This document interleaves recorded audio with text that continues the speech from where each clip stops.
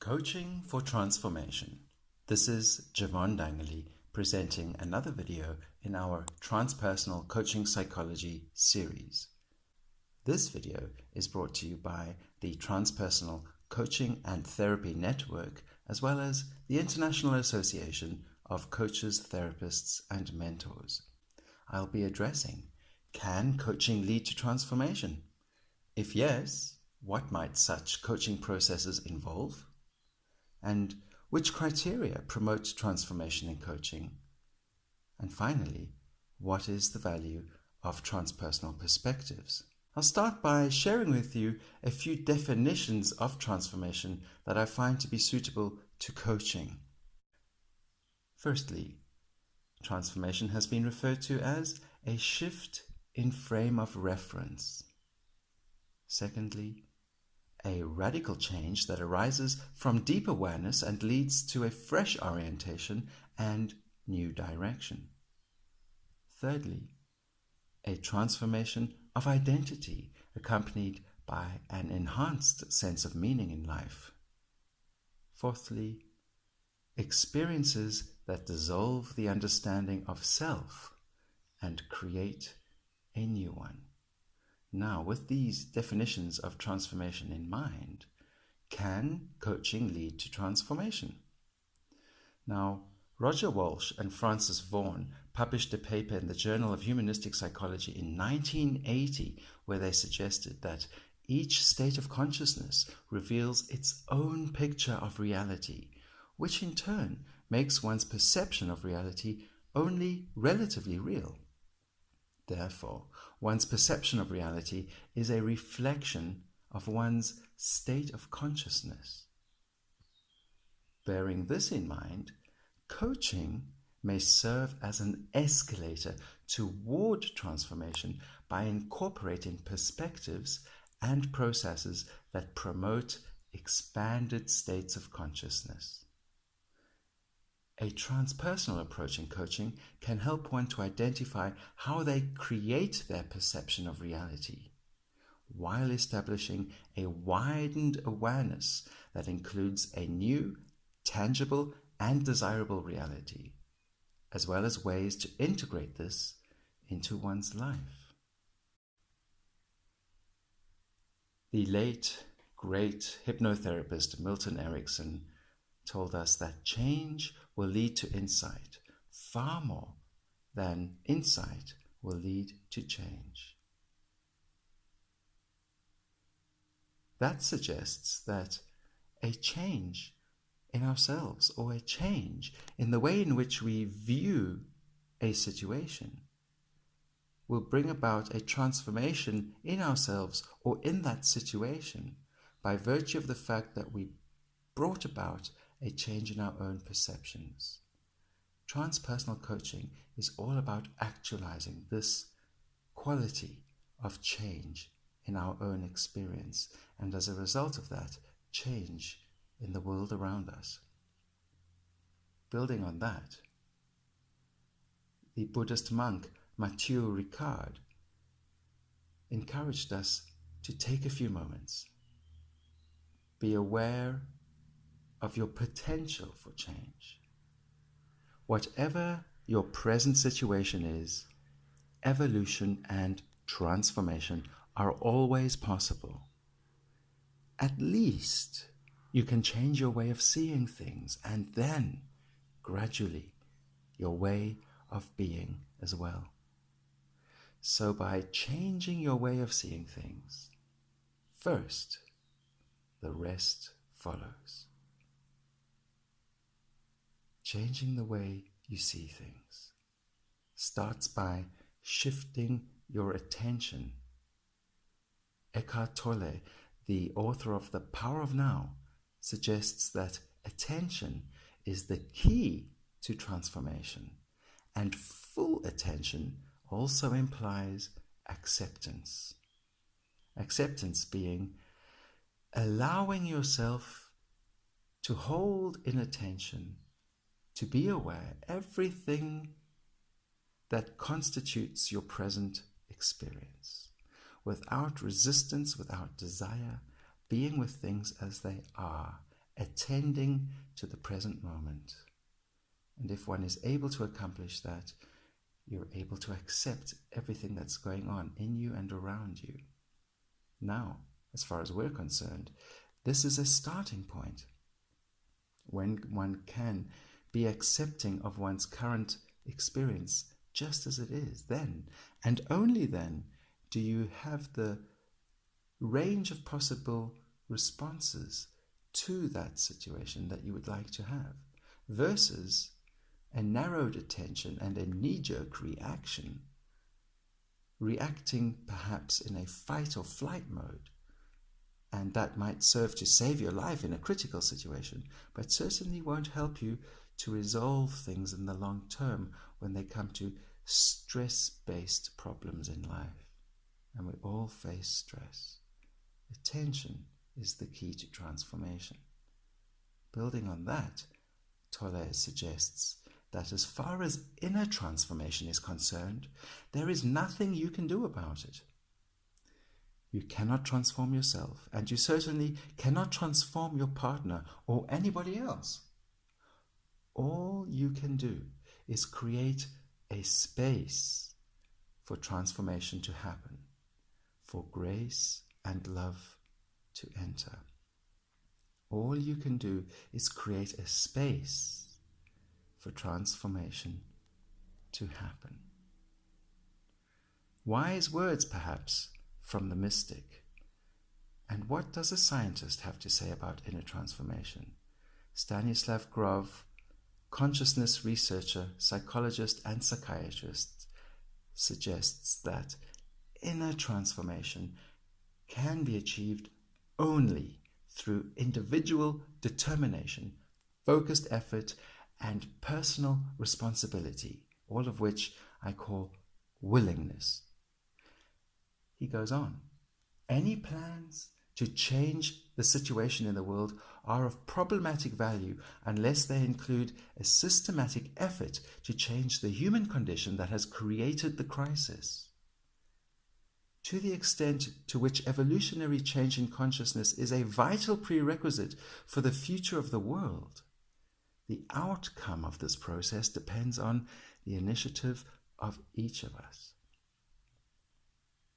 So we have to change ourselves if we want to see the changes we'd like to see in the world. We've heard Gandhi utter those words, or at least he was credited for those words. But it takes effort, says Grove, while Tolle told us there's nothing we can do about it. How does that all fit together? I'd like to present to you the 3 cornerstones of transformation in coaching that I have identified, and they happen in this order. First, attention. If something is going to transform or be transformed, we have to start by first recognizing what our attention is on. That is the direction of our attention. What are we focusing on? And then, what is the quality of that attention? When we're focused on a problem, something that's causing us stress, our attention is always narrowly fixated on a specific detail. And it's that detail and the meaning we give it, or our interpretation of it based on the way in which we're focusing on it, that makes it into a problem. If we want to transform that problem into something better, perhaps, then we need to start by identifying what we're focusing on and how we're focusing on it. Second of all, we then need to create the space for emergence, the space for ideas, inspiration, fresh perspectives, and perhaps even an epiphany to emerge in our consciousness. For if we continue to remain fixated on the problem that we're experiencing, we limit ourselves from having an open aperture of awareness in which we can be more receptive and intuitive to other possibilities that could pop into awareness. But we must create the space for that emergence. then finally, whatever arises into the foreground of our awareness from that broader space, we need to take that inspiration, the idea, the creative solution, whatever it might be, and be willing to integrate that into our life, to take the necessary actions to apply the inspiration so that we can live it, we can be it, and bring it to life. That takes willingness. Attention, space, and willingness lead to a new awareness of ourselves, of the meaning of the situation that we're facing, and of course, ourselves in relation to that situation. This can bring about a shift in values. What is important to us in that situation changes. And then we recognize new ways of dealing with it. We become aware of new capabilities that we didn't know we had. The new awareness shifts our values, brings new capabilities into awareness, and the new capabilities continue to help that shift in values and enhance our new awareness. So it goes backwards and forwards. And so transformation is a process that continues to run in our own minds and bring about new experiences in our life. Transformation isn't something that happens and it's done. Transformation is something we can bring about and cultivate and develop so that the process of transformation becomes lived and experienced through the moments of our life. And in so doing, we become more resourceful in our responses to the challenges of life. With this in mind, what does transpersonal coaching involve? Transpersonal coaching involves shifting attention to create the space for transformation to happen, and then generating willingness to integrate the client's new awareness into the context where it is most meaningful to them. How we do this in transpersonal coaching is encased within this diagram, the transpersonal coaching model. And I've explained in detail how the transpersonal coaching model works in an earlier video, and feel free to visit the website URL you see down there to access that video and discover more about the transpersonal coaching model. So which criteria promote transformation in coaching? The Transpersonal Coaching and Therapy Network has 10 presuppositions for transpersonal coaching. I'd like to share them with you here. Number 1, mind, body, spirit is one holistic system. 2, all coaching interventions should lead to integration and wholeness. 3, self-actualization is the process of unveiling who we already are on more intrinsic levels. 4, personal problems are linked to limited self-concepts and narrowed modes of perception. Thus, expanding one's self-concept and opening one's mode of perception can be generative and transformative. Number 6, all human beings are more than they think they are. Therefore, they are capable of more than they think. 7, how we perceive and relate to people influences their perceptions and capabilities in our presence. 8, all states are constantly changing. Therefore, we always have the choice to change how we experience any situation. 9, everyone and all phenomena are interconnected on some levels, and it is possible to experience degrees of this interconnectedness to the point of unity consciousness. Finally, Transformation in coaching is promoted by transcending our sense of separateness and cultivating a sense of interconnection and oneness. So the question, what is the value of transpersonal perspectives in coaching? In his 1985 book, Beyond the Brain, Grove wrote, "A deeply felt unity with the rest of the world tends to open the way to a genuine appreciation of diversity and a tolerance of differences. Sexual, racial, cultural, and other prejudices appear absurd and childish in the light of a vastly expanded worldview and an understanding of reality that includes the transcendental dimension." So, transpersonal perspectives expand one's self-construct and worldview. This may be of value in coaching through generating expanded states of consciousness and integrating these in the context of everyday life.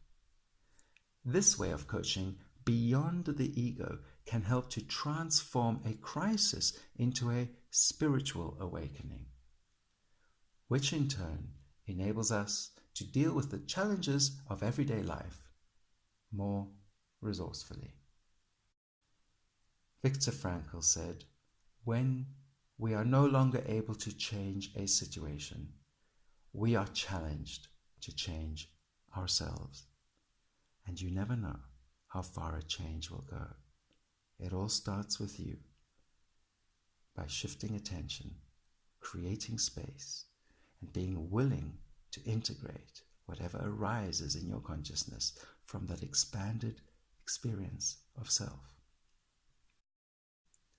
For those who are interested, the Transpersonal Coaching and Therapy Network has a forum where we discuss the subjects that I've presented in this presentation today. Feel free to join. It's free, and become part of the conversation there. Share your views, ask your questions, and find out more about the subject of transformation in coaching. Here are the references. And finally, some links to information about transpersonal coaching and a live transpersonal coaching course, as well as an online transpersonal coaching course that you might be interested in. Then feel free to visit those links. Thank you for listening, and I wish you a wonderful next moment.